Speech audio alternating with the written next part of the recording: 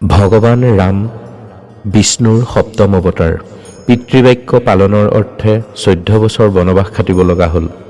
ত্ৰেতা যুগত শ্ৰীৰামচন্দ্ৰৰ ৰূপত অৱতাৰ হয় নাৰায়ণ। দশৰথৰ ঔৰসত কৌশল্যাৰ গৰ্ভত স্থিতি লৈছিল শ্ৰীৰামচন্দ্ৰই। ৰাৱণৰ অত্যাচাৰ অনাচাৰ ধ্বংস কৰিছিল ৰামে। যুগ যুগ ধৰি ভগৱানে অৱতাৰ লয় ধৰ্মক পালন, সন্তক পালন আৰু অধৰ্মক নাশ কৰিবলৈ। শ্ৰীৰামৰ জন্ম হৈছিল ত্ৰেতা যুগত। উত্তৰ প্ৰদেশৰ অযোধ্যাত জন্ম হৈছিল ৰামৰ। 14 বছৰ বনবাসত থাকোঁতে ৰাম, লক্ষ্মণ আৰু সীতা ক'ত কেনেকৈ আছিল জানেনে? শুনক। প্ৰথম অযোধ্যাৰ পৰা ওলাই প্ৰয়াগৰাজ পায়। প্ৰয়াগৰাজতেই লগ পায় মহৰ্ষি ভৰদ্বাজক। ইয়াৰ পিছত শ্ৰেংপুৰ, তাত লগ পায় কেৱটক। এই কেৱতেই গংগা পাৰ কৰাই দিছিল ৰাম, লক্ষ্মণ আৰু সীতাক। ইয়াৰ পিছতেই ৰাম, লক্ষ্মণ আৰু সীতা পায়গৈ চিত্ৰকূট পৰ্বত। ৰামক মনাবলৈ ভৰত আহে সেনাৰ সৈতে।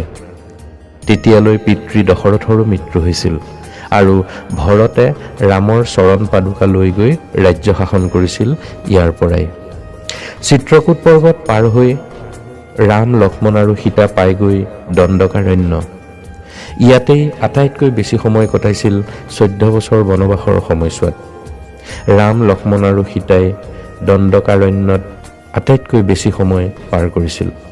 দণ্ডকাৰণ্য পাৰ হোৱাৰ পিছত ৰাম, লক্ষ্মণ আৰু সীতা পায়গৈ পঞ্চৱতী। নাচিকত অৱস্থিত এই পঞ্চৱতী। ইয়াতেই লক্ষ্মণে শূৰ্পণখাৰ নাক কাটে। পক্ষীৰাজ জটায়ুৰ সৈতে মিত্ৰতা হয় ৰামৰ এই পঞ্চৱতীতে। ইয়াতেই খৰ, দূষণ আৰু মৰিচক হত্যা কৰি ৰাৱণে মাতা সীতাক হৰণ কৰিছিল। জটায়ু পক্ষীৰো মৃত্যু হয় সৰ্বতীৰ্থ নামৰ ঠাইত। ইয়াৰ পিছতেই কৰ্ণাটক পায়গৈ ৰাম আৰু লক্ষ্মণ। তাতে লগ পায় মা চাবৰীক। এই চাবৰীয়ে সুগ্ৰীৱৰ সৈতে মিত্ৰতা কৰিবলৈ পৰামৰ্শ দিয়ে ৰামক। ইয়াৰ পিছত ঋষিমুখ পৰ্বত পায়। ইয়াত হনুমান আৰু মহাৰাজ সুগ্ৰীৱক লগ পায়। ইয়াতেই ৰাৱণৰ সৈতে যুদ্ধ কৰিবলৈ বানৰ সেনা সাজু কৰা হয়।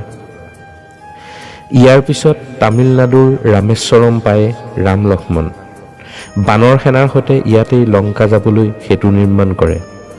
হিন্দ মহাসাগৰৰ বুকুত ৰাম, হনুমান আৰু বানৰ সেনাৰ সৈতে মিলি ৰাম সেতু নিৰ্মাণ কৰে এই হিন্দ মহাসাগৰত।